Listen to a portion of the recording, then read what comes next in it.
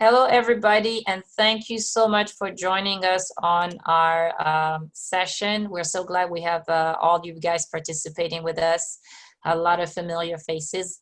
So today, what we wanted to do is show you how we do the comps and with the market valuation. And I am licensed, so I am I'm able to go to the MLS, and you can see my screen that I'm sharing. So this is the MLS. I already logged in, and this is when I come in to do my searches, and MLS will give me a little more detail than a regular website. I don't like to use Zillow because Zillow Z estimates are 20 to 30% off, and it's really not accurate. It's not something that you want to use. I do like to use HomeSnap. You don't need to have, most of my clients, I invite them and then they can talk to me directly to the app. I use HomeSnap because it pulls directly from MLS.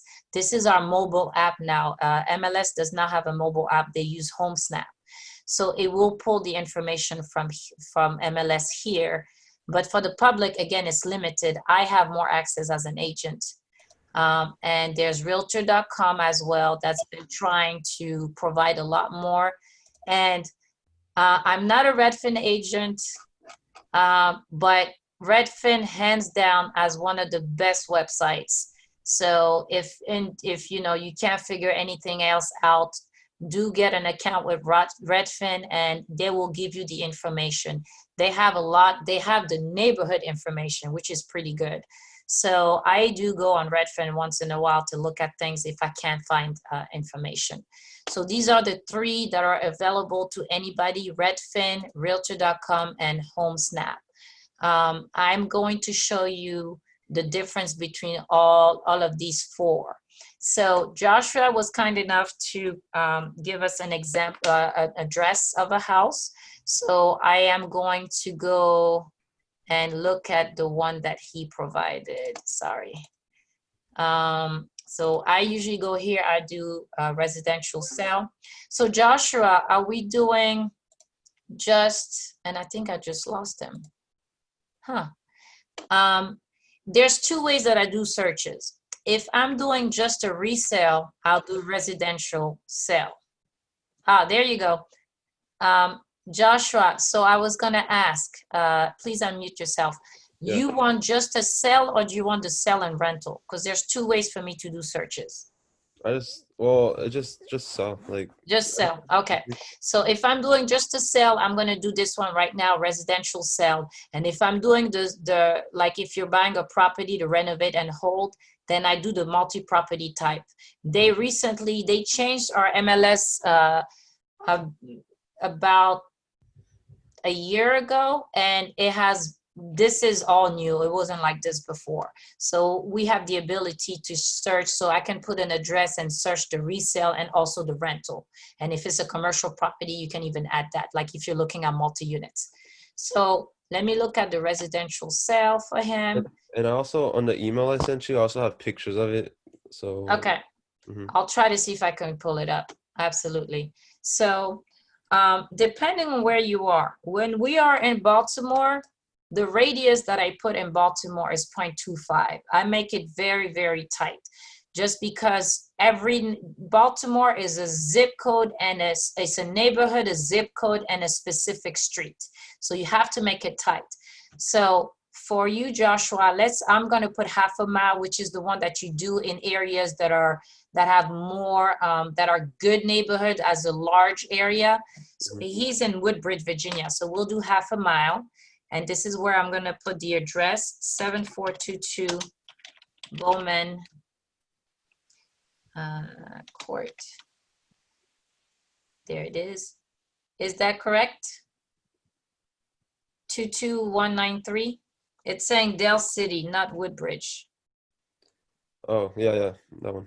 That's correct? Okay, so let's add this one. So so I'm not putting anything else here. If I was looking at Baltimore, this is where I would put the city for Baltimore, but that's not what we're doing. Or if you have a specific zip code, I put it here. That's not what I'm looking for. So Aisa, Yes. Question. Are you doing that on screen sharing? Because all I'm looking at is HomeSnap for 1721 McCullough. Ah, okay. That's the one that I have also. Okay, let me, hang on a second. Let me switch you. I'm sorry. There we go. Okay, so let me start over. So let me go back. I apologize. So this is when I log in. This is what's gonna happen. This is what I see when I first log in, sorry, right here. So I go to search. Residential sale is when I'm looking at just comps for flips. If I'm looking at rentals, I can see it here. If I wanted to see both rental and residential, it's gonna be this one. It's gonna give me that option. So we're doing residential sale. Like I was saying, this is my radius. I'm gonna do 1/2 mile. And this is the one I'm looking at. I put the address here. It should populate. So I have to select this one. I don't have to put a postal city because I'm not looking in Baltimore or Woodbridge or something like that. I don't need a zip code here. This is good enough. So, and then I go down to the next tab. If I had a price limit, I could put it here. I'm not doing that. So I always look at coming soon, active under contract. This is a new item they have for us. So if we have a house that we have under contract, but maybe the contract is not 100% and you're not sure if it's gonna fall through, you can put it as an active under contract and the agent will still allow you to go visit it. Then we do pending. That means there's a contract that's selling on it, solid, and closed. Closed automatically give you 180 days. 180 days is usually what an appraiser will use. They look at the last 6 months. So this is the one that gives you the most accurate appraisal value if you want. But sometimes for certain areas, you might have to go up to 360 days, but you want to try to stay at 180 days. I'm not going to put any bedroom, bathroom, but I know this is a single family, correct? It's not a townhouse. So I'm going to say detached. If I'm in Baltimore, I'm looking at row houses, I do these 3 right there. Usually that's my 3. But since we're here, I don't mess with the levels. They've started to add some funky numbers here and it just doesn't work. It used to be 3+, it would work, but now even when I put that, I don't know what they did. So I don't touch any here. I just do detached. I don't do any ownership. I just leave that. I don't want to mess with that either. I don't put basement. Some agents don't put the information correctly. I don't put the above grade unless I have a very, very specific. The first time when I do a search, I just leave it open and I just see what it tells me. So it's telling me I have 16 matches. So what I do next is I look at the map before I even look at the results. I'm gonna go to my map and this is what is showing me, my radius of 1/2 mile.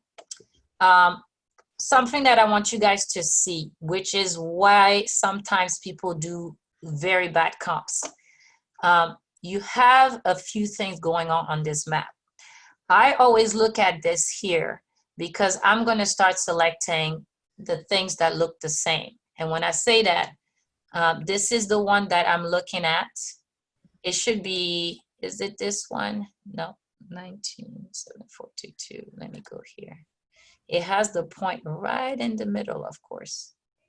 3338. Is it this one? 311.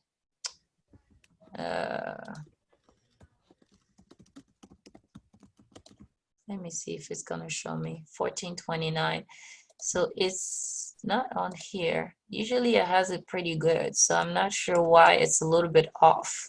Wait, what's the address? What did you type in for the address? I saw a 7422. That's what you gave me. 7422. It's 14299. Ah, okay. Let me go back here. They say that. 14299. Yeah. And then Bowman. Yep. Same thing. Yep. There we go. Okay, I'm not touching anything here. Let me go back to the map. We're good. We're good.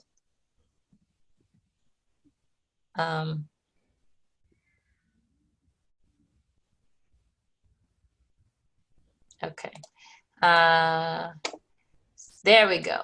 So the reason why I do this is I need to look at the lot, right? Because it makes a difference. When you're looking at comps, you have to make sure the lot that you're looking at makes sense. You know, these over here are close by. I'm not gonna touch anything here because I know that's my townhouses. I'm sorry, I'm like jiggling back and forth. But I wanna make sure that my lot size looks about the same. So all of these that I'm looking at here are pretty good. So I'm happy with this. So that's fine. I'm gonna also stay within this neighborhood because anything that's gonna be past this highway on this other section could be something completely different. Anything that's gonna be here is another neighborhood altogether. This side of the neighborhood is right next to me. I have a whole bunch right here that is showing me. I have good comps. These are all the red ones here are sold. All the greens are active for sale. All the oranges are under contract. So everything that I have here is pretty good. I don't know if this one will work, but it's still within my half a mile. I have plenty right here next to me. So let me keep everything that I have here. I'm not gonna touch anything. I'm gonna just keep it because I'm happy with what I'm seeing. Let me go now to the results and we're gonna see what we have. So I always look at the lowest, but I'm gonna scroll straight down to the highest to see what usually my highest is. And the next thing I'm gonna ask you some question, Joshua. So the house that you have right now, how many bedroom is it? 5. How many bedrooms? 5. 5 bedrooms. How many baths? 2. 2 baths. Cool. Are you planning to increase any? So you want to know the as-is value and the renovated value? Yeah, that would be better. Yeah, just because they're just willing to buy it off right now, and my dad's just like he just wants to know what the range is. If it's pretty close to the renovated value, then he probably just sell it. But you guys already started some renovation, right? Because Yeah. we spoke about that. Yeah, second floor is all pretty much almost done. Like it's pretty much almost done. We were gonna do the where the tenants lived. That's what we were gonna fix, and they were supposed to move out next month. So we're gonna fix that. But then they're saying they're interested in just buying the house. Okay, so you're not adding any more bedrooms or bathrooms. 5 bedroom, 2 bath. No half bath. You're just gonna keep the 2 bathrooms. Okay, perfect. You added some wood floors or things like that. Resurface the floors. Yeah, we're fixing the floors on the top. Yeah. So we have wood floors. If you can see I took pictures of it. It was like. Okay, guys give me a quick minute. I'm going to go here to get the pictures. Can you resend it to me real quick and tell me which email you're sending it to? I sent it to check. I sent it to your business email. Yeah, homes@gmail.com. Okay. It's my business email. I got it. Yeah, okay. And and I have the photos right there. Okay, I see the email that I sent you, but I don't see the email that you sent me. Don't. Okay, just resend it to me real quick, and then Okay. I can share the screen so we can see the pictures. Okay.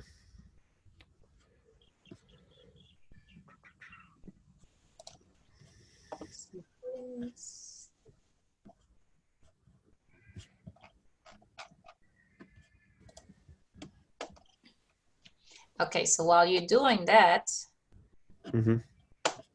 or you're sending that email to me, let me go back. I love to look.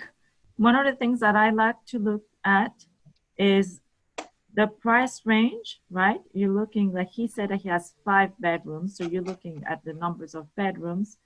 And also, we're going to try to match the style of the house.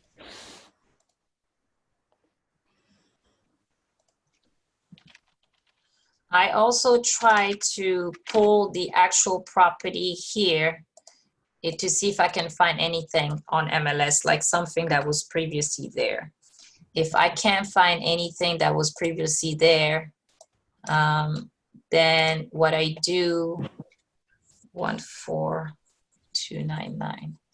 What I do is I try to go look at it on Remind. That's another resource that we have on MLS. There we go. So it's can you guys see this screen? Where I did a search for Bowman. Do you see it? Yes, we see Okay, it. perfect. So that's the property, and these are the old pictures that the property had. Let me move this a little way. I sent it. Okay. There we go. Perfect. So Awesome. these are the old pictures of the property. And if I remember, Joshua, you were telling me the kitchen is on the lower level right here. More Okay. to your left. I'm sorry? Like Right here. Yeah. It was just go. Yeah, it's right there. Right, and there's a big room here, and then the bedrooms are on that side up there. So it's like a split level. And the kitchen's the same. The kitchen's pretty much the same. Okay, with a big yard and everything. So let me go back, and I'm gonna see the email that he just sent me.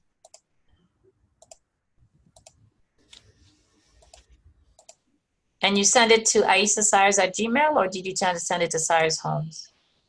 I sent it to both. I think, yeah. At first I sent it to the homes, and then I just sent it to. Okay, it hasn't come yet. It hasn't? That's okay. Okay, so the square footage I need to get, so it's telling me the square footage is 1066. And here they say 4-bedroom, 2-bath, but you have 5-bedroom, 2-bath now. Yep. So did you guys add it, or was it already added when you bought it? Add it. Okay, you add it.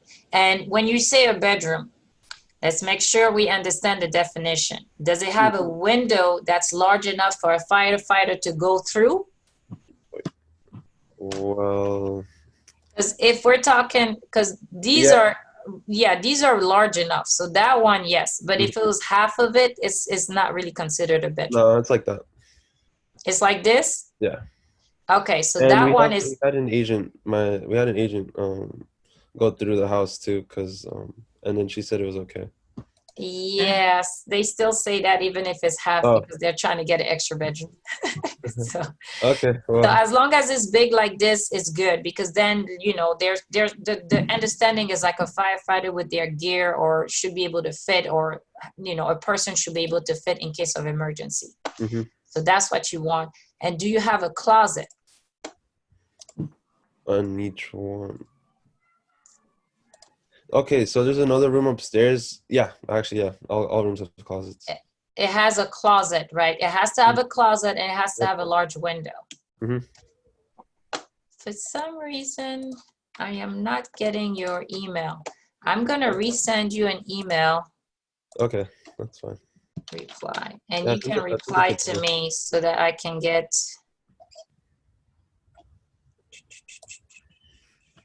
So I can get your information.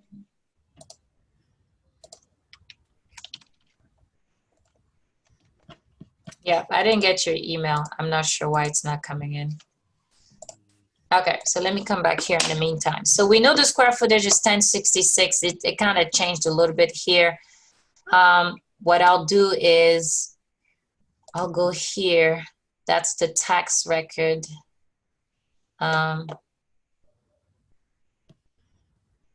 There we go.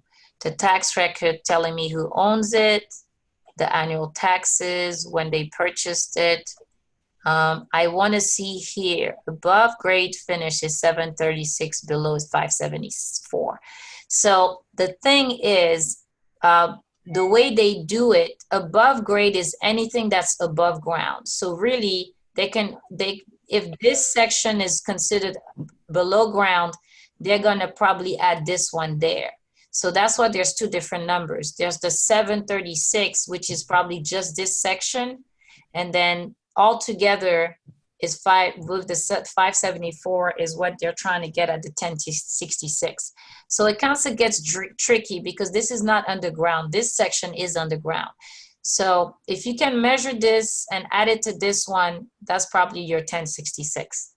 So that's why there's a discrepancy between this square footage and this square footage. Does that make sense to everybody? If there's any question, you can write it in the chat box, or you can interrupt me and then I can answer as we're going to. Okay. So we know what we're looking at. So now let's go back here. I already sent you the email too. I replied. Perfect. I think something just came in. My phone was buzzing. Yep, I got it. Okay. So the other thing was, when you're looking at the square footage, we want to be within 200 square feet difference. You don't want to be too far off.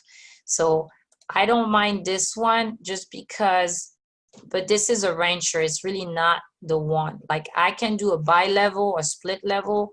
Ranchers are going to be not really the same layout. This square footage is good, but it's not really the same layout. So let me try to see if I can find any bi-level. This one is a bi-level. This one too. Split foyer, that one is good. This one is good. Let me keep going. This one is good. This one is good. And then this one is good. And this one is a little bit bigger. And this one is not good enough. So I think these are the one, like this one, if you were to do a complete high level renovation, you can try to push to use this as, something for renovation. I mean, they say bi-level, but yeah, it is a 2-level. So you could use this, it's more than, it's not a rancher, it's a bi-level. So I could use this as a comp. If your renovation finish is going to be up to this level, you can use that. This one is 379. The other one that's pending also is 375. And you look at the days on market. Let's look at this one. That one is nicely redone. It only stayed 3 days on the market. So that tells you that this area is a pretty good area. So you have all, carpet, nicely renovated. So, I'm looking at all of that when I'm looking at these. This one has no pictures. It closed. It was 1 day on the market. That's what you want to see. 12 days on the market. It closed. That's the one I had sent you, Joshua, when we were talking the first time. Because this is the one that had the same layout as you, right? So you were coming in. You come in, this is the part on the left side that has those smaller windows. And then, yeah, the kitchen, the dining room is here. The kitchen is on the left. And you guys had it flipped where your kitchen was more on the front. And I think I have pictures here. There we go. So here's the dining room in the front when you come down the steps, and the kitchen was in the back. But you were telling me this was flipped, right? Joshua? Yeah, so the kitchen's more in the middle. It's not on the side. Yeah, and there's no wall right here or anything. There is a wall like that, but it's covered. It's yeah. Okay, so this is how they did this kitchen here. It's a, cute sized kitchen. They have everything they need. And then these are the bedrooms upstairs.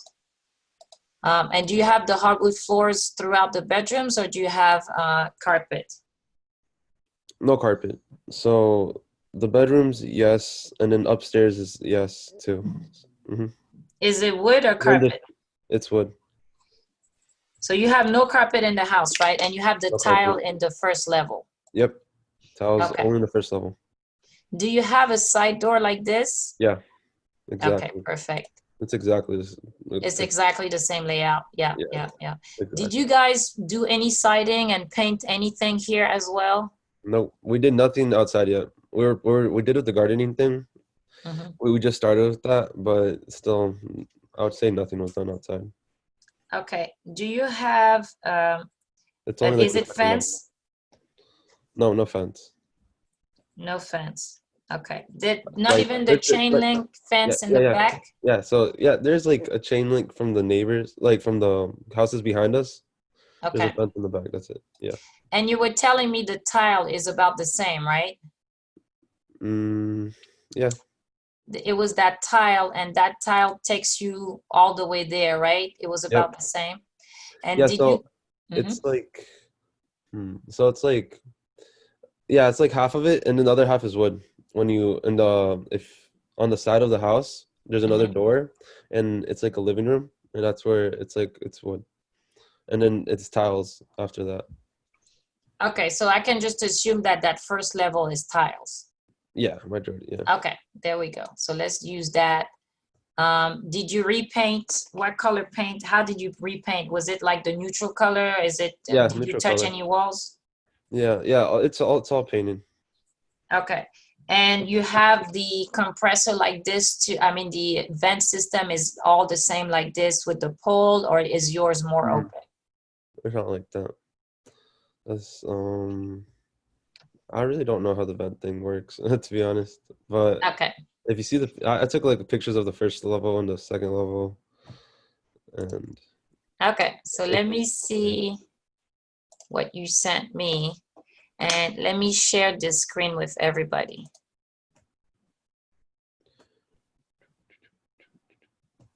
There we go. So this is what you sent me. yep, awesome. Okay, so that's the mailbox. I thought, So that's the yard. Mhm. Are you guys gonna put any grasses, or if they want it, they're gonna deal with it? we were gonna do that if it was gonna be. We were gonna fix the whole yard, but they just offered. They just wanted to buy it as it's like that. As So is. yeah. Okay. So So, that's it. that's less money you guys have to spend, and Mhm. you don't have to paint anything. Mm-mm. That's saving you money. Are you gonna power wash it, or you're not gonna power wash? Well, we were planning on doing all that, but if they want to buy it as is, it's just it saves time and money. So I just want to know what's a good price range to like price it at. Did you change any of the windows, or no? The windows changed. Oh, No windows sorry. changed. No windows Some changed. windows are like probably like 2 windows probably need to be changed. That's it. But the rest are fine. Is your AC unit new, or is it old? I think it's. I took a. I would say it's new. It's not old. Okay, so that's the floors that you have. Okay.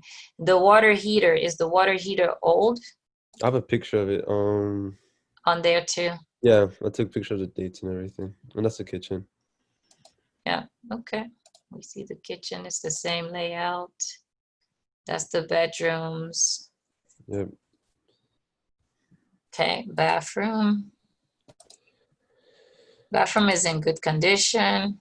That's the basement. Your water heater looks newer because the color, they changed the colors after 10 years or so. The furnace here is older, but this is newer. Okay. And then that's your side door. That's your main level on the top. The wood floor is nice. And you guys were resurfacing the floors? Yeah, it's all. Yeah. It should be done already, like next week, this week. Cool. That's pretty cool. And then we already fixed the bathroom. So the bathroom, the picture in that bathroom that you're gonna see is we already It's changed the floor. different. Yeah, it's different. We already fixed it. Okay. And the floors and everything. Okay. So it's one bathroom upstairs, one bathroom downstairs? Yep. Okay.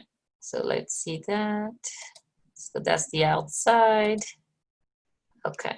Yeah, I think the outside needs a lot of work, but I mean, what I would suggest that you guys at least power wash the house, if Mhm. anything.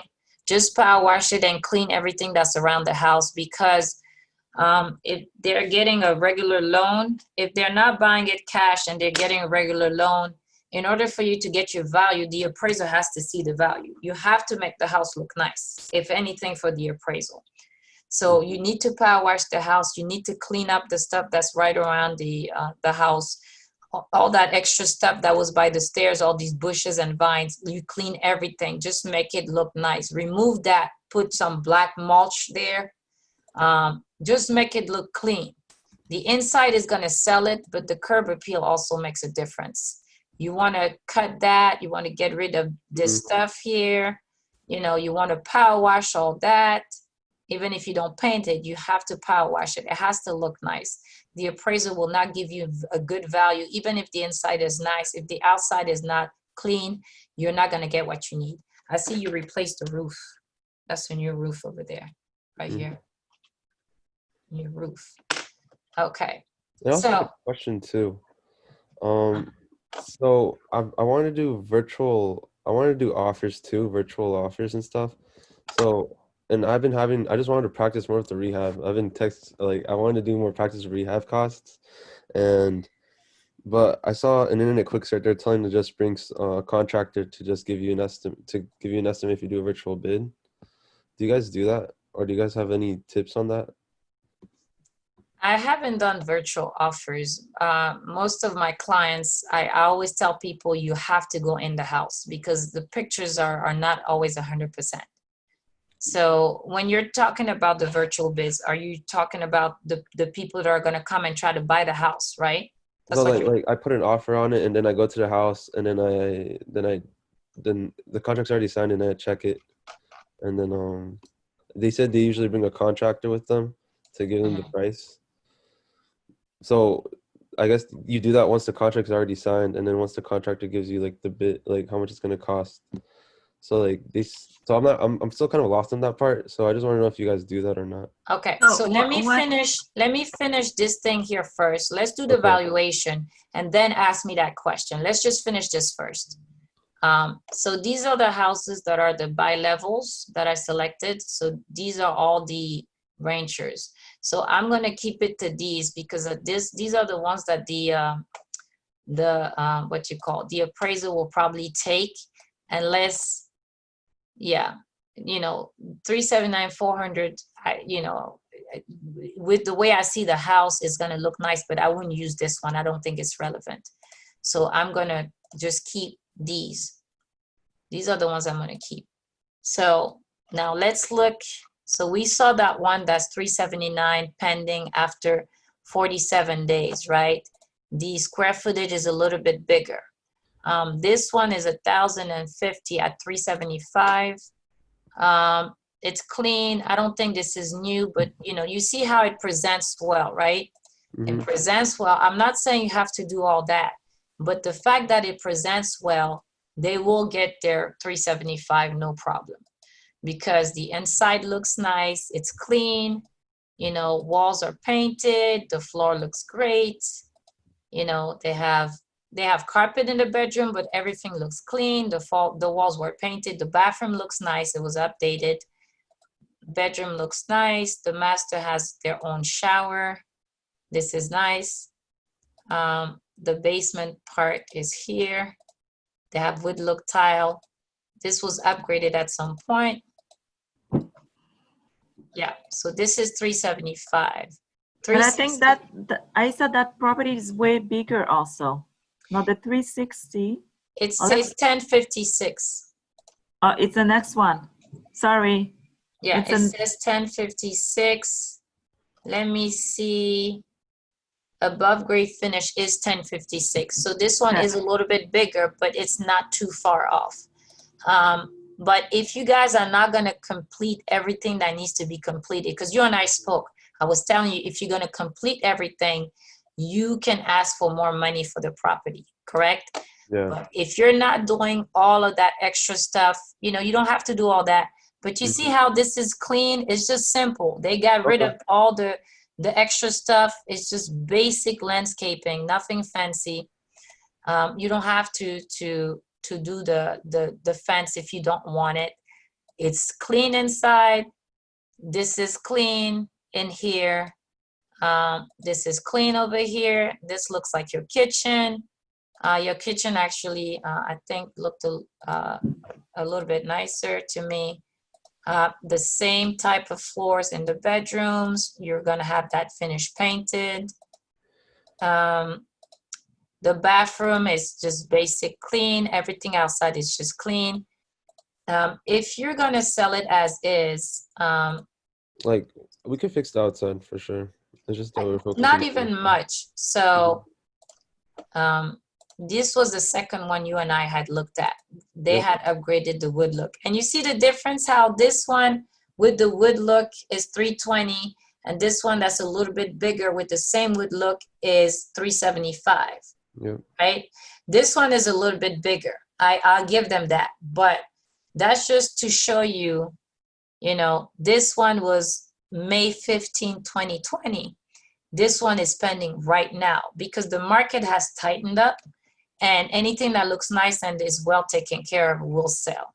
So this one, unfortunately, there's no pictures for it, but that was January regardless.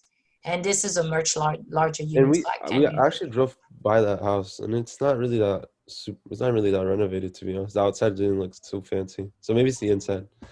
Mhm. So this one again, that was the other one I was looking at that had, you know, the nice kitchen, the wood look tiles. It looks great. They did, that's the basement. Upstairs is the wood, just like you guys, same thing with the bedrooms. Everything looks clean. And then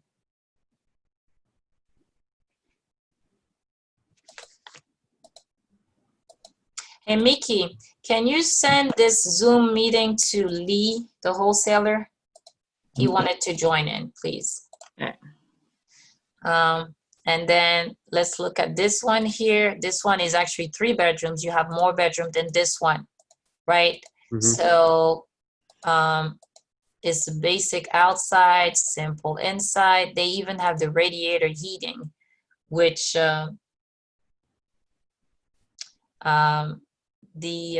you know, it's missing a fridge, or not the stove, sorry. It has baseboard heating. I mean, the tiles look like they were updated. Carpet in the bedrooms, wood in the bedroom, non-updated bathrooms, right? They did have a little accent wall here. So this one sold for 320 as is. So if I'm looking at this as with yours, you're definitely, your range is over here. So unless you want to do more to get to this level for the 375, which I would list it, if you do more, I would list it at 375. If you put retail and you guys actually finish and I would paint outside that siding, I would paint the siding, wash the bricks and everything like, you know, you have for the property, right? I'm sorry, it's all brick. So you can paint the brick if you want to give it a fresher look, because we've done that to one of our houses. We painted the brick. You can stone wash it to make the color come out. You do landscaping out here. You add the grasses here for the patches. You get something a little bit nicer here. You trim these bushes. You clear your driveway. You get rid of the broken fence. You either remove the fence or you add a fence if you want to get that the higher price, and your inside is already done. You already worked on your roof. So then that's when I would put it at the higher 375. If you're not going to do all the extra stuff, I would say I would sell it around 325 as is. I think that would be a fair price. 325, 330 max. See if you can get the appraiser to give you 330, and if the people can qualify for 330. Because they still have to do some work in the house. So you do have to keep that in mind. When the appraiser comes, he's going to look at some of these items, right? And there was one thing here, let me go back, that I saw, the floors. There were sections on the floors that was not matching. So yeah, we were gonna fix that if we were gonna fix the. But you have a darker wood here. What type of wood is this? No, I didn't do that. That was before. That was like a year ago, probably. But you know what type of, is this real wood or is this the laminate? Laminate. That's laminate, okay. Because this is real wood. That's the one you can resurface. That's real wood. That's laminate. We're planning on putting that same laminate on the other side of the other room. So all your bedrooms are gonna look with have the laminate? Yeah, because we have some in the storage. Okay. So, because this is the one I was talking about. You have to make this match. It has to be clean. So if all your bedrooms have the dark wood floors, then the stuff that you have, the areas that you have to resurface, you want to make sure that those areas have a similar look to it, because the color needs to be consistent, right? Yep. Because you're trying to compete with people that have stuff that looks nice inside. You know, they have the wood look. That's okay. You don't have to have the wood look, but the floors are consistent, right? You see, that color is consistent throughout the bedrooms, and it makes it unify. It makes it nice. Okay. Yes. So that's my assessment. I'll say so you're basically between 320 and 330. I would try to see if they'll take 330. If they don't, just expect to be about 325. Okay. That should be the resale for this property. And just make it look clean. Like something like this is very, very clean. And these are still in the email that I sent you. Yep. You have these links. This one is new, 3 days on the market, and it's sold. I mean, it's under contract. And this one was not there when we were doing our valuation. This one took 47 days just because it's a little bit, maybe 379. I think it's because, I mean, it's a nice house, but it's still, yeah, it doesn't have any basement or anything. The other one, the one that you have, and the other ones have what, you know, it feels like there's a basement. This one doesn't. It's just up, main level and up. It's not for everybody. So that's why this model took a little bit longer to sell. Not everybody. A lot of people like to have a basement. Even if it's a tiny little space, they still want to have a basement. Even in Baltimore, we're getting people that are saying, we want a basement. So you got to finish it. Yes. We're running out of time. Can you show how to do that same research, but not with the Bright MLS? Yes. Thank you for keeping me on track. 14299 Bowman.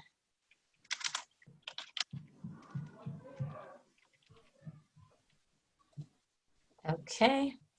So this is with Redfin. And Redfin is going to show, what it's doing is it's showing you,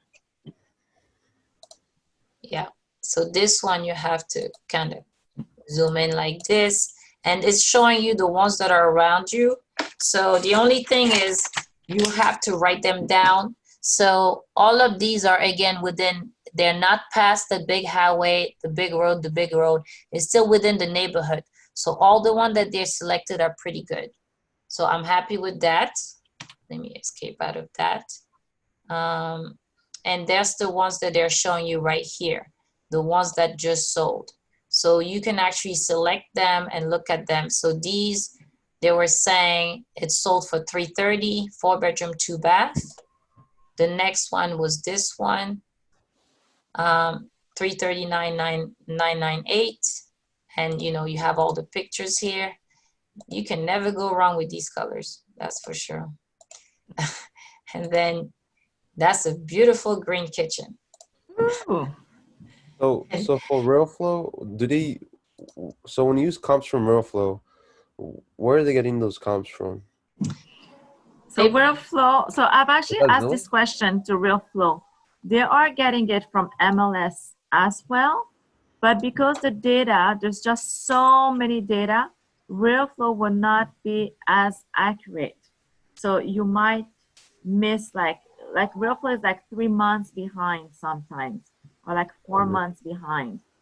So depending on how, like if you want to do the 180 days, or if you want to go far. So that's the only thing with RealFlow. RealFlow will not be as accurate.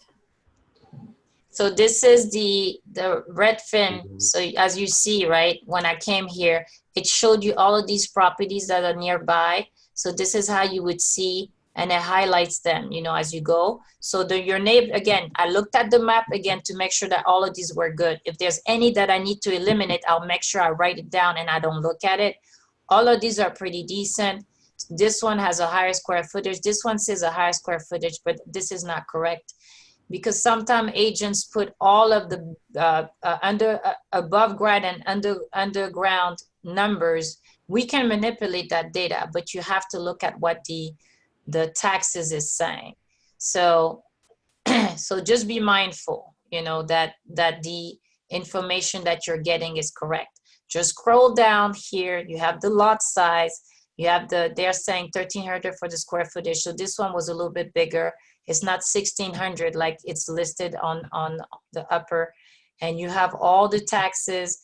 This is where you're gonna get the information. Your below grade, total below grade, and a finished square footage above grade. See, it's right here. This is what the appraiser is gonna look at, the above grade information. That's what we always look at, okay? So this is where you get this information.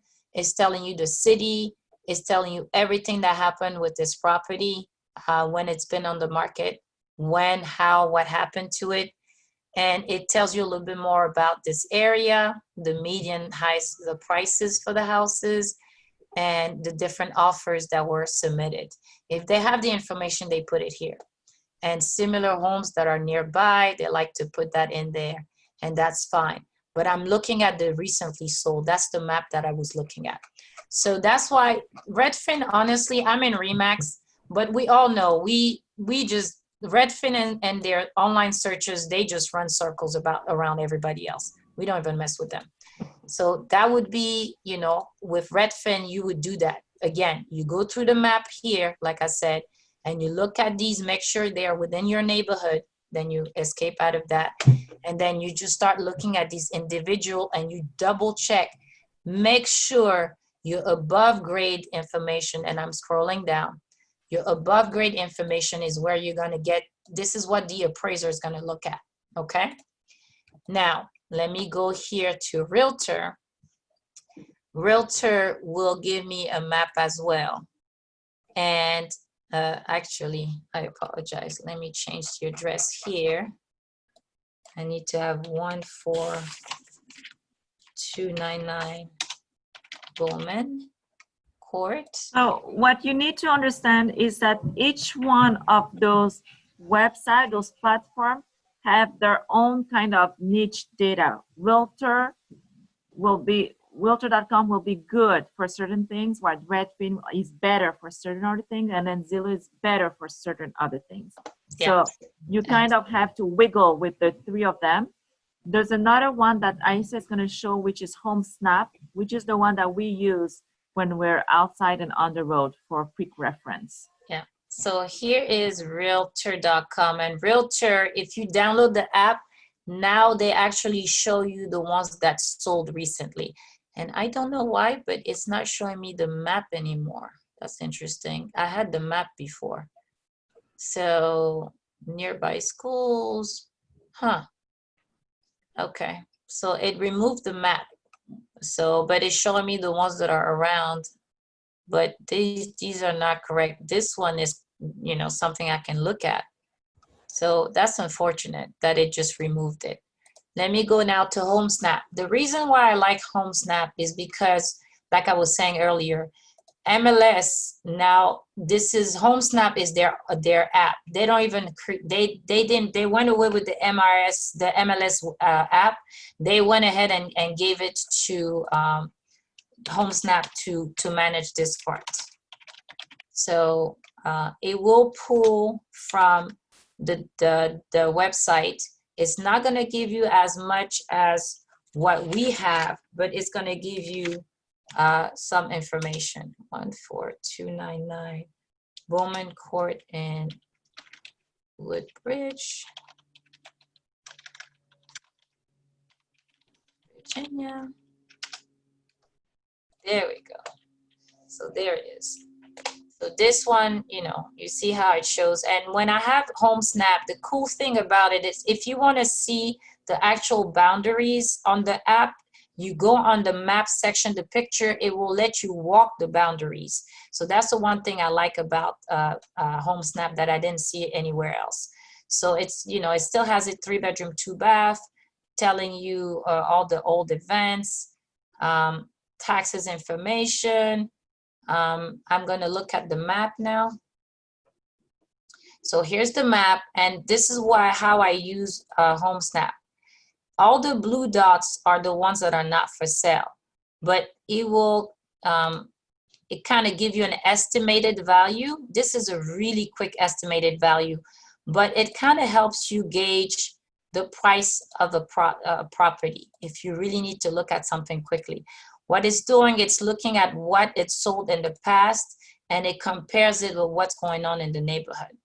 All the red dots are the one that sold recently, 305, 310, 325. If I click on it, it will take me to the one that sold, and even on my mobile app, and you see the one that sold recently, you have all the pictures right there, and it tells you all of that. And then the features, the bed, the square footage is right here. But I'm coming back, right? Let me go back to my map. So that's the part that I really, really like about HomeSnap. We're always able to look at things. So the blue ones are the one not for sale. The red ones are the one that just sold. And if it's the ones that are under contract, usually pop up as oranges. So it's not showing me the pending though. This one was sold, this one was sold, this one was sold. So you can always come back and look at these. And I don't have my settings here, and I think you have to come in here. I'm not signed in. So once you sign in, then it will show you all the pending, just like Redfin did. Redfin was showing us the ones around here that were under contract. I mean, MLS was showing us the ones that were under contract. These, the pending. So once you log into your HomeSnap, it will actually show you these things. But mine is a little more advanced. So I didn't want to log in here because what you're going to see on my profile is not what you're going to see on yours, because I'm a pro, because I'm a real estate agent. I get the pro automatically. But this one, like I said, the great thing about HomeSnap is the fact that you can come in here and start seeing all these values. So I recommend HomeSnap and then Redfin. If you get these two, anytime you're driving around and you want to see something quickly, you will get the information that you need. It will show it to you, absolutely. So so that's the two things that's the website that I wanted to bring to your attention. Do you guys have any questions? I know I kind of rushed at the end, but the fact that I took the time to show you through Matrix, then because Matrix is so much more complete, when you're looking at the others, you can kind of understand if you're missing a lot of information from not having access to MLS, or you're still getting a lot of information. So HomeSnap will be the one that was going to give you a lot of info, and then Redfin as well. So like I said, I'm not a big fan, but they have a great website. I can't say anything about their website. So if anything, get Redfin or get HomeSnap. And then if you don't get what you need, then you go to realtor.com and see if you can get it. I wanted to add also that it's important to add to your team an agent, to work with agents. There's lots of leads on MLS. And if you have great relationship with few agents, they'll be able to feed you those leads and put them on automatic system where they will send you right away. And so you'll know when those leads gets in. But you have to, depending on which agent, you kind of have to tell them a little bit what you're looking for, and also how you run your comps. Like you have to be specific on how you explain to them how to run proper comps so that they will do it the way you want it to be done. And then yeah, so the MLS system is I is can there. actually show real quick something. So let's say for Joshua, this is the search that I ran for you. And you see, I went back to my actions and I can say so I'm selected all of them and I'm gonna say save new auto email. That's usually how we do it. And I have all my criterias. So what I can do is I can have it come every day, but what I do is I put it ASAP. So anytime something new comes on, it will email me and my client. And then, and I just send it in. This is how I do it. And I'll have the contact. And then here I can say, you know, Woodbridge, Bowman Courts, CMA or comps. The other thing too is, again, if we go back here, when you're doing your search, you can do the criteria here. You can say, I only want the 3 bedrooms and up. I only want single families. I only want townhouses. That's all I want. I only want something, like I said, I wouldn't touch this because they did something different a few months ago. So I usually don't touch the levels anymore. You don't touch any here. You would just say which type of property you're looking at. If you wanted to have something that's different, and I'm going to show you, there's a new thing that they call Remind that they gave us. And this is with an agent. So if you have an agent, they would be able to do this for you. So if I'm coming here in Remind, I can do a search more specific. So let me go here. And it's going to just pull out of here because that's kind of the area I was in last time. So if I want something that has a high equity, I can do that. If I want something right here, the home equity is high, ownership time. This is one of the searches that we did. We wanted people that were in their homes at least over 15 years, you know, because they might be ready to move out, right? So let's go to Woodbridge. Woodbridge, Virginia. There we go. So we're coming to Woodbridge, Virginia, right? We're here. So let me see if it's gonna apply it.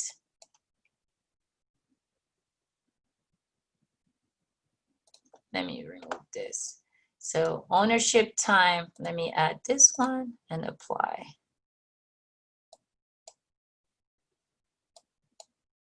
Huh, it's not showing me anything. Hi, Isa. Yes. It's me. You. Am I? Yes. Am I pronounce your name correct? Isa, yes, that's correct. Isa. Right there. Okay. So like, being as a realtor, can you find the off-market properties for your client or not? As an agent, unless somebody comes to you because they know somebody that's selling, it's usually harder to find those. I'm finding that we're having more success with wholesalers to finding off-property homes. But you know, if you have a good network and a good follow-up with as an agent with all your past clients, they will bring you something because somebody is selling somewhere. So that's how you get off-market properties. With the wholesaler, or if you do your own marketing campaign, you can pick up. You would have to do a seller campaign to start picking things up. So now, as you guys saw, I moved out. So let me remove this. So these are, this one, let me come out here. So this one is something that I can do a search for. Oh, and it just disappeared on me. There we go. So this one, these are, you know, they're telling me this is 5 to 10 years. So these people have been here about 5 to 10 years. So if I wanted to start a campaign with them, I can start a campaign with them as well. If I wanted something that has what they call the sales score, meaning they think that these people are getting ready to sell, it'll be here. If I have that, I'm looking for absentee, I can do that. I can remove this and I can come here. And that's one of the searches we do, absentee, out of state. I'm not necessarily going to find something here, but I bet you if I go to Baltimore, I'm going to find a whole bunch there. So let me go back to Baltimore And I'm gonna go to an area that I like.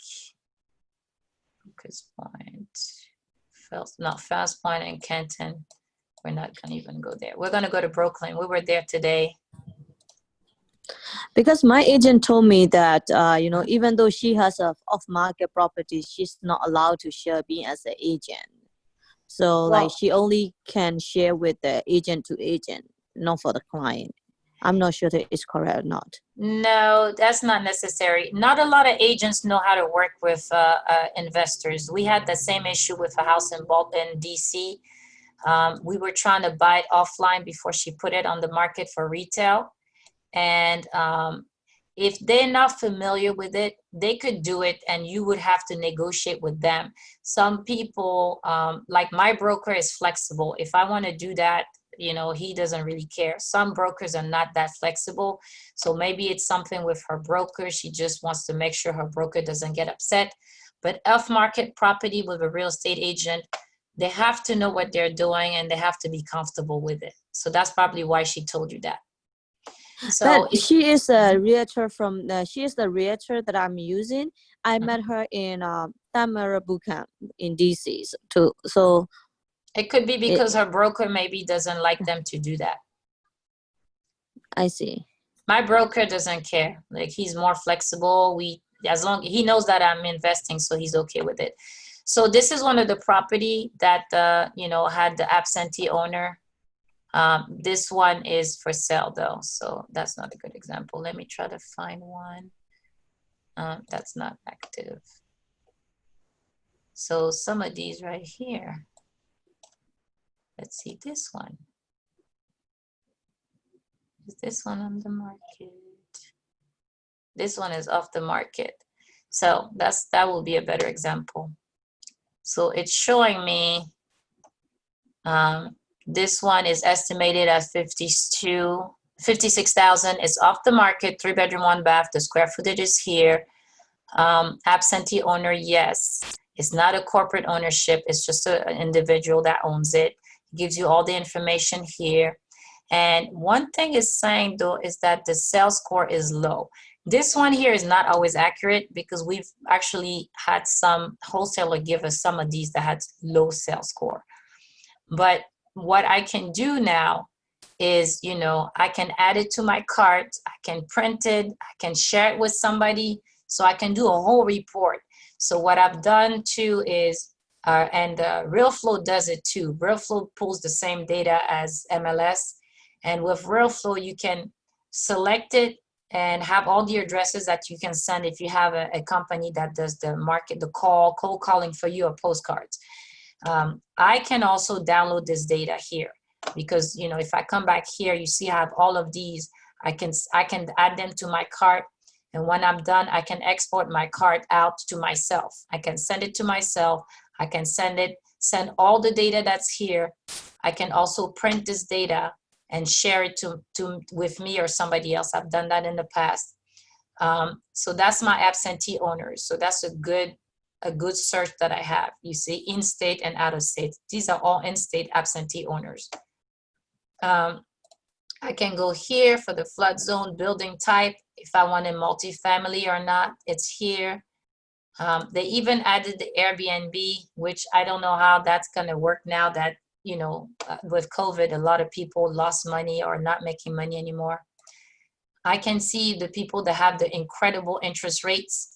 These are people you might want to talk to because, they're just crying with all of these interest rates. They might be willing to sell. Mortgage age, people that have been here a long time too, they're the one that would be, probably ready to sell. Last sell price is here. Distress, they do have it. Notice of default is when they stop making payments. And then the notice of foreclosure, then the trustee sale, that's when they go to courthouse. So we do have all that. The cash buyer is still something they're trying to figure out, but some of the cash buyer meant that some of these property were owned by somebody who might have bought cash or has enough equity on it that they could be a cash buyer for you. So again, that's another tool that I have as a real estate agent. So if you're working with an agent, you can ask them also to look here. If you're not, people that are not fortune builders, student that don't have access to RealFlow, you can ask your agents to look in Remine and get you some of that information. But, you know, if I'm doing like the regular search like I was before, let's say I'm coming here, I'm going to do 21230, which is a great area and zip code in Baltimore. I'm going to say I'm looking for anything that's active, and I want it to be row houses. And I wanted you to, so I'm going to look at the results. And it's going to give me the results. I'm going to go straight to the bottom just because I'm just trying to show you something. I'm going to say save new auto email. And I'm going to select it and say I want it ASAP. As soon as a new house within this area, I can even go and do a map. I can make it very selective if I want to. So these are some of the searches that we have the ability to do in MLS if we want to make it very, very specific. This gives us like a better understanding how you can work with your agent. So make sure that you are specific what neighborhood, what radius were you looking, so that they can put their search engine just there and populate you with the leads that you want. So because I mean technology is there and it's working amazing. It's really working well if you know how to use it and how to tap into it. So let's say if I want just this area right here, so it's gonna remove everything else. So when I go to my results again and I say, I just want Locust Point or I just want Riverdale, you want a specific neighborhood. And you can see this is a nice neighborhood of Baltimore. There's some houses in the row houses in Baltimore that are worth $750,000. I mean, people discount Baltimore, but it's crazy there. So, and that would be, I would save it and my auto email and I will create it and I will have it recurring and it's going to be specific to this. And now if I want to change anything, I have my auto emails here. So you can always have anything changed. Like let's say here, this is one that I had. I can come here and I can change it, change my criteria because this one was very simple, only coming soon or detached. It was very specific for this client. So we can always change anything we need to change. Like, you know, I can go back to the criteria of this one. That's one of the campaign I have running for us. Anything that's over 90 days, that's the ones I like to run for us because we know that a house has been on the market for a while. So that means it's probably, and I put as is, builder. So you can add any of these things if you want. I can always add as is if I want as one of my criteria, if I want to change it. I don't because not all agents put as is. So it's better to just have it open and see what comes into you. Do you guys have any other questions? Any questions for me?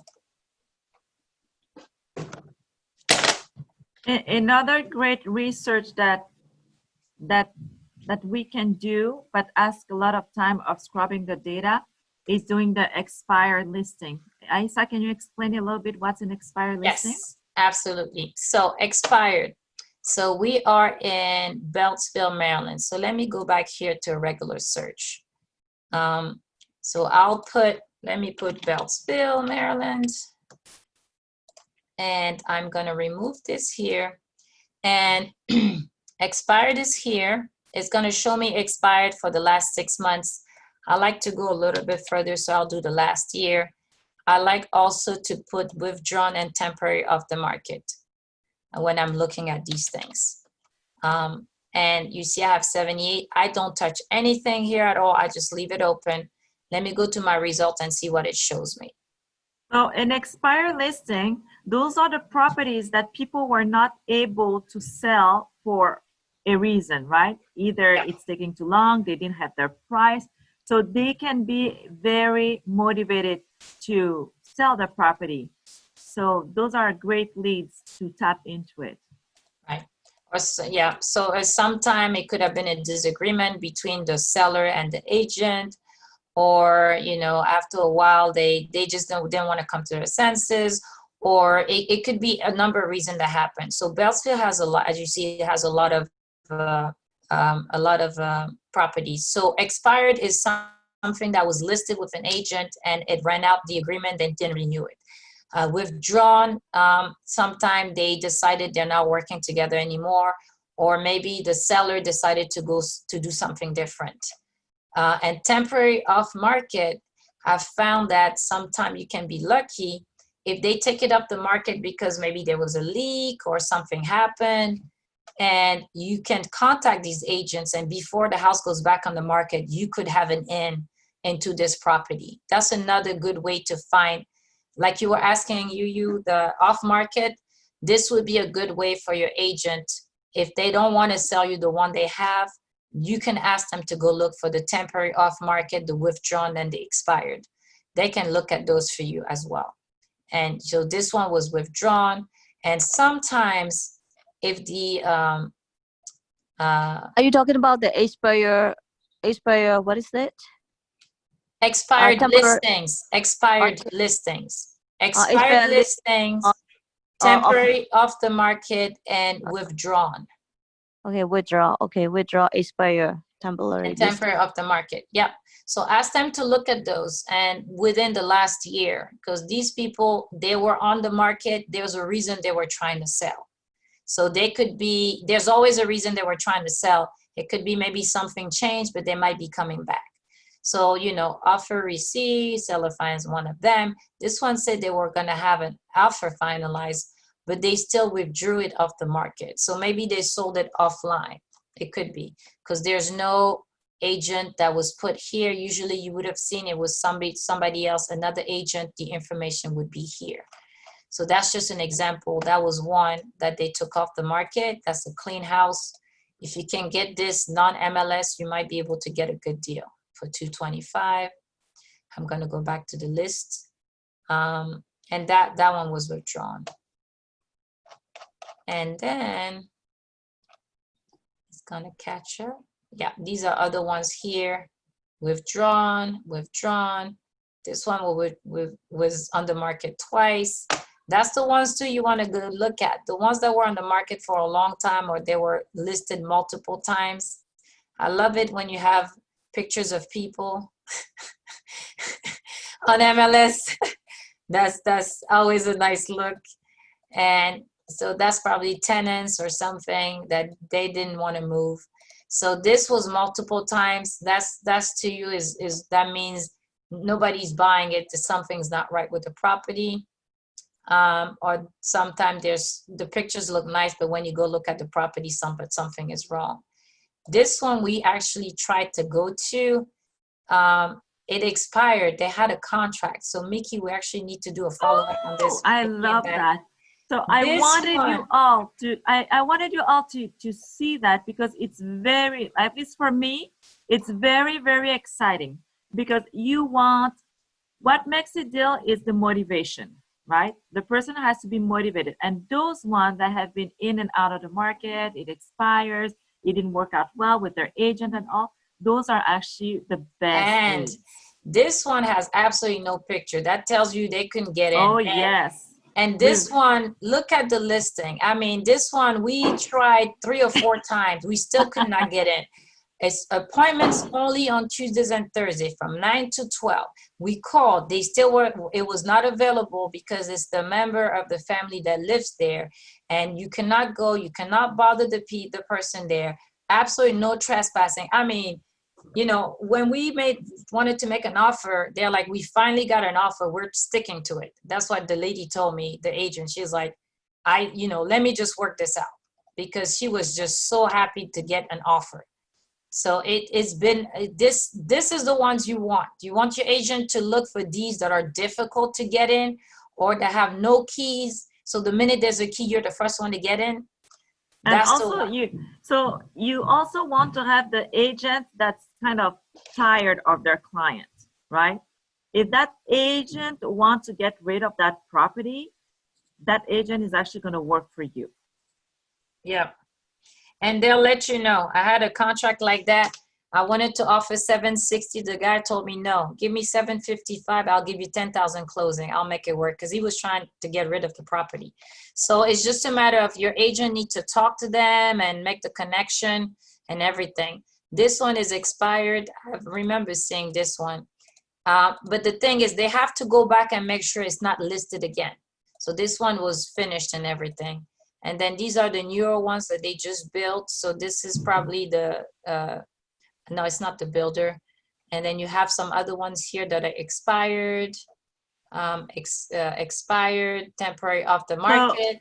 So the reason why the agent don't really like to do the expire, it's like what Aisa says. You have to go property by property. You take the address, then you go back on the MLS and check if it's back on the MLS.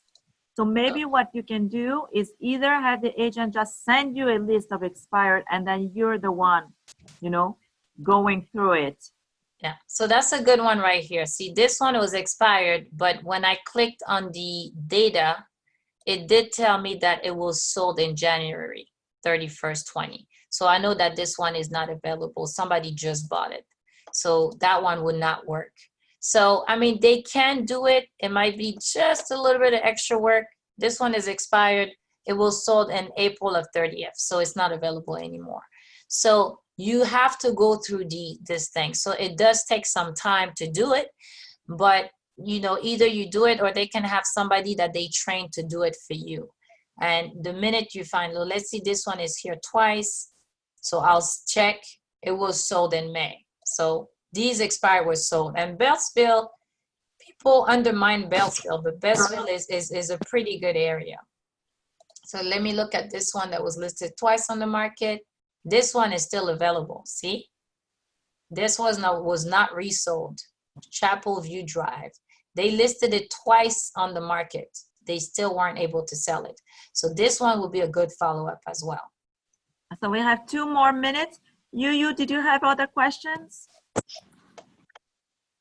Okay, I have one question that I have a problem with finding a good deal. The reason is like my realtor that I met from the Fortune Builder, and then we are working together. However, whatever I see on the MLF, the price are, too high.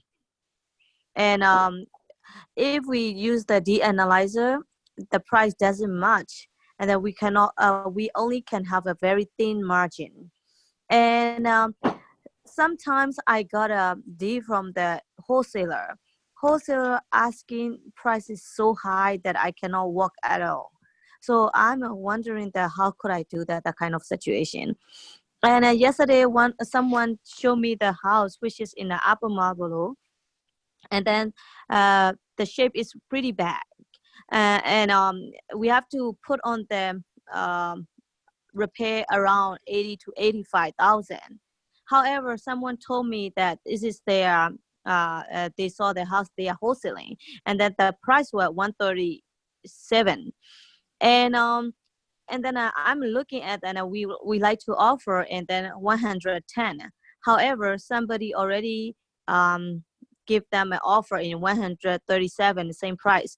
And then another guy who is also, he said himself the wholesaler, and then he sent it to me at that property, and he asking the price of 167, and ARV is 220. And the other guy is already telling me that 135. The second guy, wholesaler, is telling me that 162. And then ARV is 227, 270. So I was thinking that how wholesaler are working, they are just handed to each other, and then we cannot make any money. So Mickey can explain to you, you have to go through wholesalers, and she had to educate a few of them, and the one that she educated and didn't want to change don't even bother her anymore. We have to go through a bunch to get good wholesalers. Oh, well, that's my cue, huh? What do you say? Yeah. Can you please repeat again? And Lee, we have a wholesaler online. I don't know, In-house. Lee, if you want to talk. Lee. Hey, what's going on, everyone? So Thank you Lee, for joining. Lee, Hey, I'm sorry Lee I'm knows late. very well the market, and Lee is wholesaling. Yes. All right. I think his name was You. You Yu. was Okay. asking the question. The thing that you're experiencing, Yu, is basically intense competition. That's what it's designed to do. If you're having a verbal conversation with a wholesaler, the number one thing that they're going to do is try to make sure that you understand that there's other people who want the property. That's normal if it's a good deal. What's not normal is for you to start running your numbers and then see that, wait a minute, we got numbers all over the place. We got offers coming in, 20,000 more than what I expect, 50,000 more than what I expect. And the only time that will usually happen in the Washington, D.C. area is because people are willing to put more money into the property. For example, I got another one coming online. I've been talking with the seller for probably 5 days now. Because of the holiday, he decided to go on a little break, him and his wife. The property is in Virginia, great location. It's on a corner lot, so you got a lot of acreage. The issue is, under COVID circumstances, you got different price points that other people are willing to live with. So if me and Otto are trying to buy from a wholesaler, and Mickey's the wholesaler, Mickey will say, hey, you guys can pick this up for $100,000, let's say, with $100,000 worth of rehab. Now, I'm looking at it, okay, I'm gonna go in real quick, I'm gonna get in and get out in 30 days.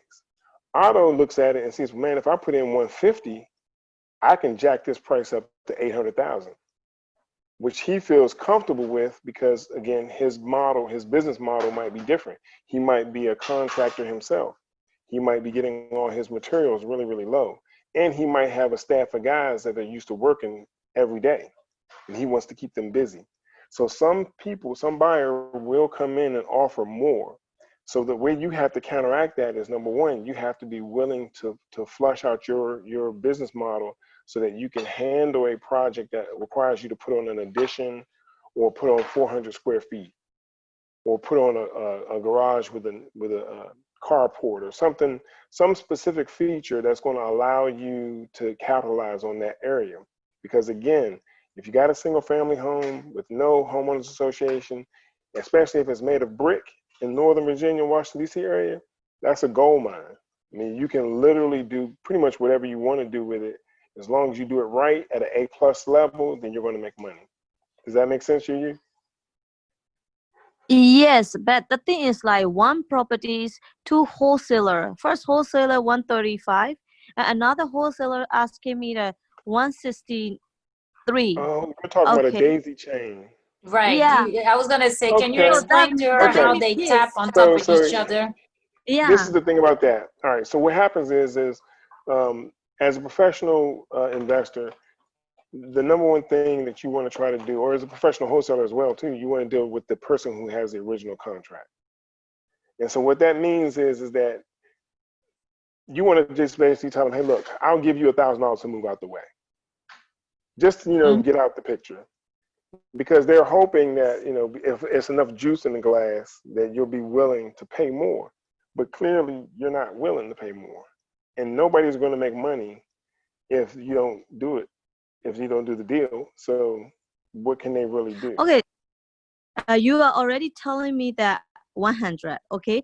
Mickey come and tell me that 130. And then the other person telling me that 150. I don't know that who is right and who is wrong. So you know that's what I mean? what he's trying to explain to you is sometimes there's one wholesaler, the first one that spoke to the seller, and then they send it to their network. Somebody else from their network picks it up.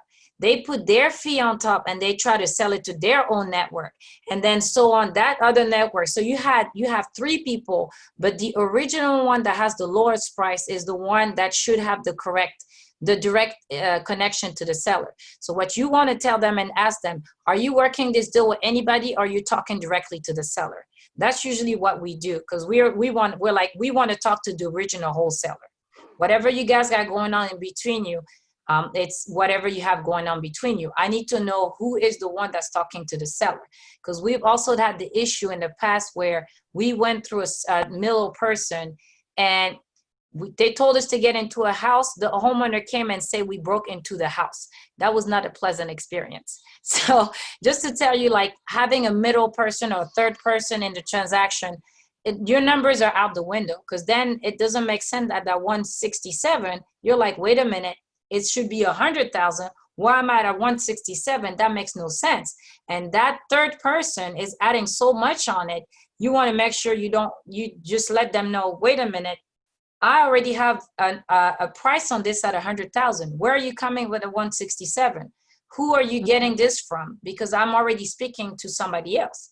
So these people are tacking on to the original deal. Go back to the person that gave you the lowest price, and ask them if they're talking directly to the seller. And Lee, if you have anything else you want to add to that. I think the best thing is, like you said, if you can possibly do it, that's what you want to do. You want to find the end person who's doing the original contract with the seller. The only issue is nowadays that's not the case. So, like, to make it even simpler, you just want to make sure that your numbers fit a designated amount.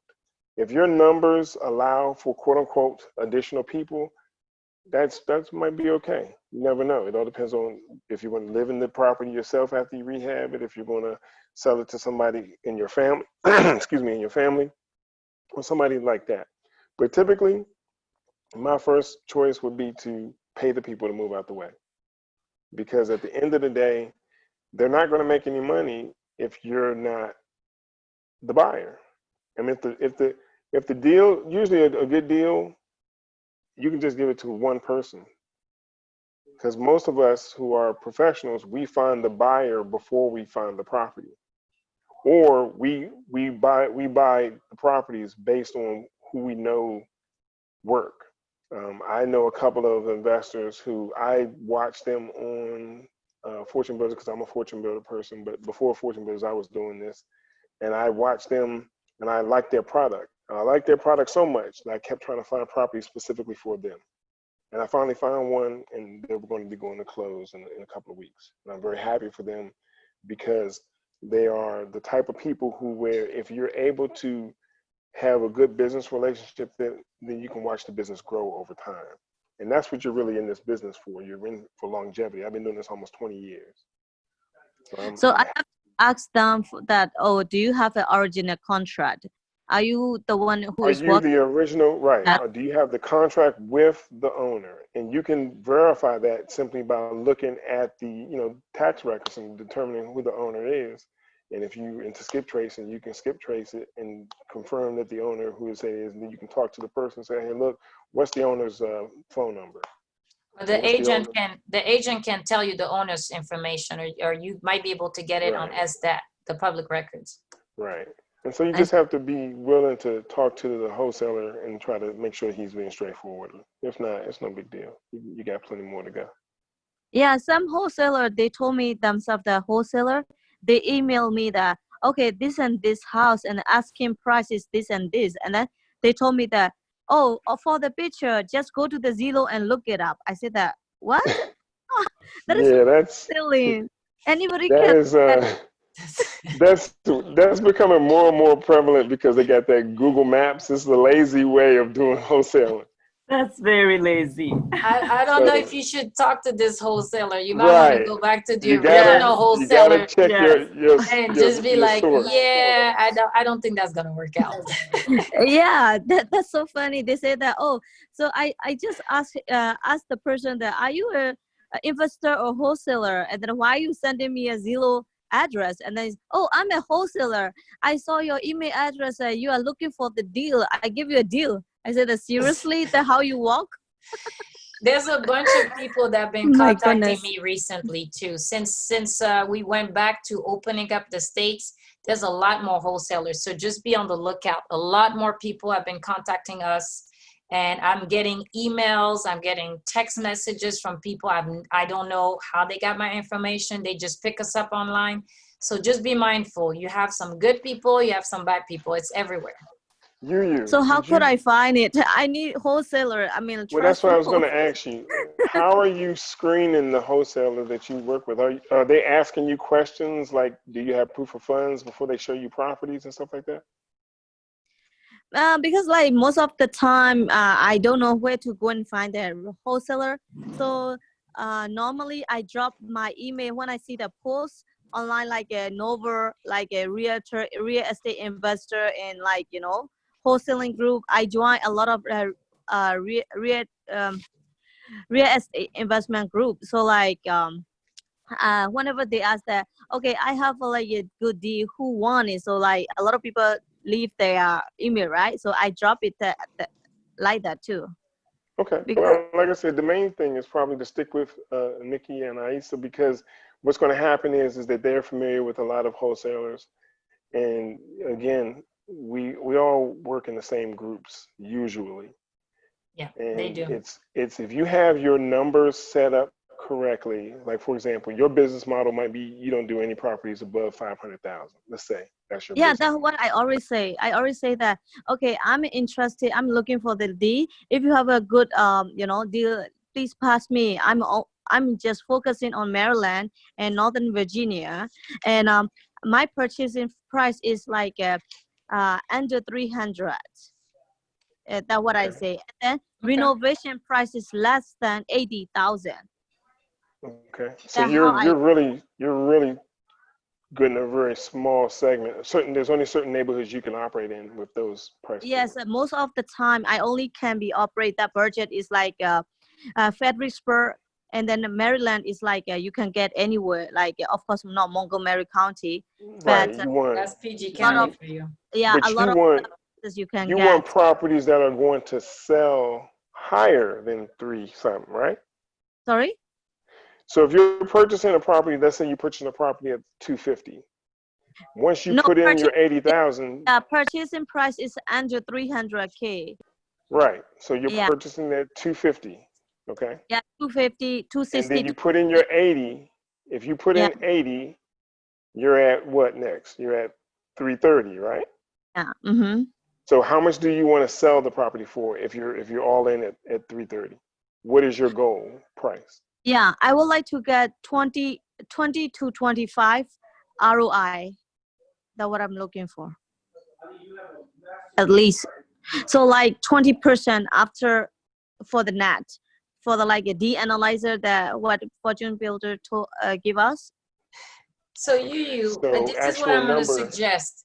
I'm going to suggest that you want to have a call and we go through that deal analyzer together, because right? Because that doesn't sound it's a right. little confusing if you're trying to go that way. There's a lot of things on the deal analyzer that we've told other people that don't work. It does, there's certain numbers you have to account for holding costs because you're going to do hard money. You have to account Right. for other things that the deal analyzer, she's talking about the table that Fortune Builder Yeah, I provides. remember. We don't use that So anymore. Like yes, the week after I got it, I stopped using it. Here's what I would recommend. I recommend that you pick a price. For example, in all the times I've been in DC doing flips, the lowest I've ever been is like 97,000.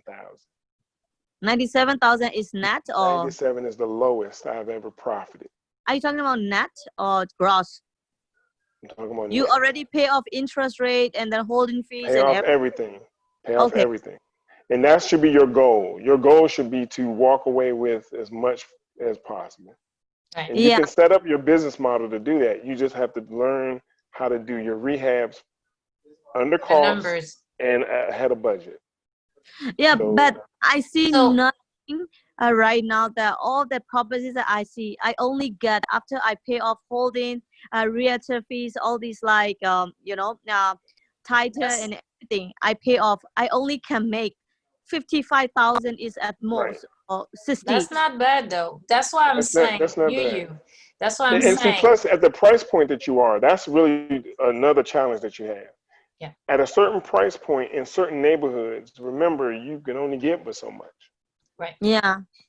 So So that's if why you, that may be if the situation. I was gonna say, if you want, let's go offline. You can talk to me. I'll show you our table. I'll Yeah, show you the calculation. I'll show you how we put our numbers that's together. an easy fix. That Okay. will give you a better understanding, because it's a longer conversation where I can show you, like what we do is we have a minimum from the purchase renovation to the resale.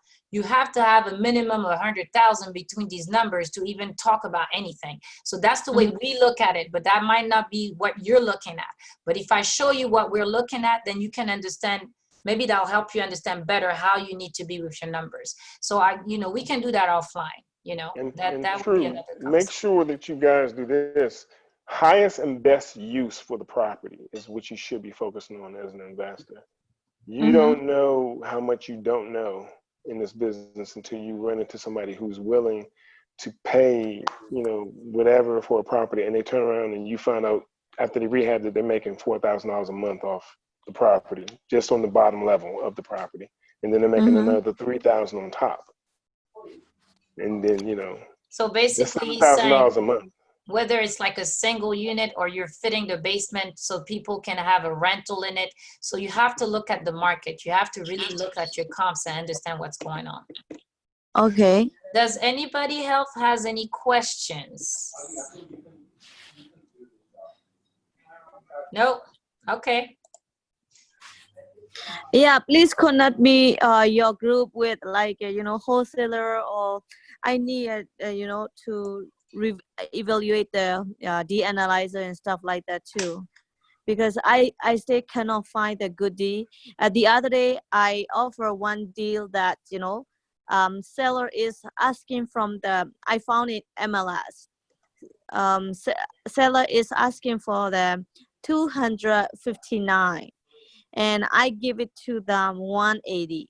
Even though I give 180, they don't want to sell it, but that is a lot of work though. So Well, I mean, it's up to Mickey and Aisa. If you want, you guys can, I can. so help another thing out. we do, and we've told everybody, we've gone with other people to their sites. We've walked the property with them. We've helped them buy auto. We've helped them with their valuation. So we're definitely available to do that. So if you have one that you have a scenario that you want to go over, like I said, that would be more like a longer conversation where, we can do screen shares again. We can look at some of the deals you're looking at, or we can come and walk the property with you and help you do the valuation and looking at your ARV. We have no problem doing that. That's one of the things we've done with other people, and we can definitely do with you. So if you have a project that you have in hand, you can send me the information. Tell me when you're available to go look at it. We'll come and walk the property with you. We'll help you evaluate the ARV. We'll help you evaluate the repairs. And then we'll sit down and do the numbers with you so it can make a little more sense. Okay, that would be great. I do appreciate that. Because you haven't done a deal yet, right? Yeah, not yet. Right. And that's the thing. It's like you have a lot of information that's provided to you, but when you start really sitting down crunching numbers, and sometimes it's a little overwhelming, and sometimes you're not quite sure which way to go, especially if you have 3 different wholesalers for the same property. So let's walk the property if you have a property in mind that you're able to take us into, let's walk it together. Let's look at your repair evaluator, because even the repair estimator is not quite correct. It's a generic repair estimator for the whole country. We had to tweak our numbers in there, and we only use it for the lenders. We know how much we're going to spend, but when we're presenting the package to the lender, we put the numbers there just so that when we do our draw request, they know what we're looking for refund. So all these things we can explain to you, because we're doing a property number 4 and 5. We already finished 3. We're doing 4 and 5, and we're hoping to close on another 3 this month. So we're more than happy to walk with you and walk you through that. We can walk you through some of our active projects and tell you how much we purchased it, the renovation, what we're doing to it, what our estimated profit is, and the ARV. We can also do that. We've been doing that with other people in the group. So please, contact me directly. Let's get that together. So now it will give you a better sense. You'll get a better understanding if you actually see what's a live project. That would be great. And then I would like to tell you that, like, if you guys don't mind, and I don't mind to do the JV with, any one of you guys available or something like that. I'm okay with that. I have a get funding for myself and then save up. I'm ready to go. Just that I couldn't find out the deed, and then I'm middle of nowhere. Okay. I'm kind of lost. We're willing to do JV with people, and what we've told others is we do have experience now. I'm an agent, but being an agent and being an investor is two different things. Yes. So we had to grow, and that's the one thing. I am not afraid to be humble, and I am not afraid to learn. And that was Kedrick. He tried to pop in and he walked back out. he did like the freeze. So you understand, like I had to learn, and you have to keep an open mind. You haven't done a deal, you have to learn. And you could be 20 years in the business, 50 years, 10 years. You always want to keep an open mind because the market changes all the time. But, as an investor, I've learned that it's different. The way I list my properties, the way I'm pricing my properties is not going to be the same. So that's all this information we've been sharing. That's another reason why I was also doing the MLS. So you see how we do our valuation, how we make it tight, how we go with the lower estimate so that we can jack up the price a little bit and try to fill in that gap and make even more. So all these things I can show you, walk you through it. And again, we're available to do that with everybody. So, whoever wants to have it done or wants us to walk their project, we're always available to do that. Yeah, that would be great, and I do appreciate it. And then I am really interested about the partnership with, some we'll be willing to do that. So we can use our experience and guide you through the process. So there's so many different things, that's there. Our philosophy is somebody else helped us and somebody else is teaching us, and we're just paying it forward. Whoever we can help, whatever we can share. Instead of you going and burning yourself, we've burned ourselves already. We'll give you that information. You don't have to burn yourself. And the fact that Miki and her husband, their company, my company, Kedrick and I, and Wilson, our contractor, we combine forces. That's how we're able to get multiple projects. That's how we're able to get so many more things done. And we're actually moving faster because we are a bigger force now. And we're splitting things. She's doing marketing. I'm doing MLS, and I review all the documents. And Lee knows I was going back and forth with him on different things because I review all the documentation. So we split it. So the husband do the financing. So that kind of helped us. And as if you're one woman show or two people, you really have to define your roles and you have to know what works for what. And it depends on what type of business you're trying to build. So that's another thing. And we're going to have a session also about partnership. And we're going to explain how we work as a 5-people company and how people can use that and understand how much work is involved. But if you set it up correctly, 1 or 2 people can still do it. Okay. Yeah, that's great. So I will contact you guys. Thank you so much. Thank you. Yeah, thank you for inviting me. Appreciate it. Coming and staying. You're Appreciate welcome. Lee. Thank you for talking. Appreciate it. Glad to be here. Okay. Hey, George. Oh, you know him. Soon to be. Okay. There you go. What's your last name, George? Falk. Falk. Looks familiar. I just can't tell. You know how it is to get older.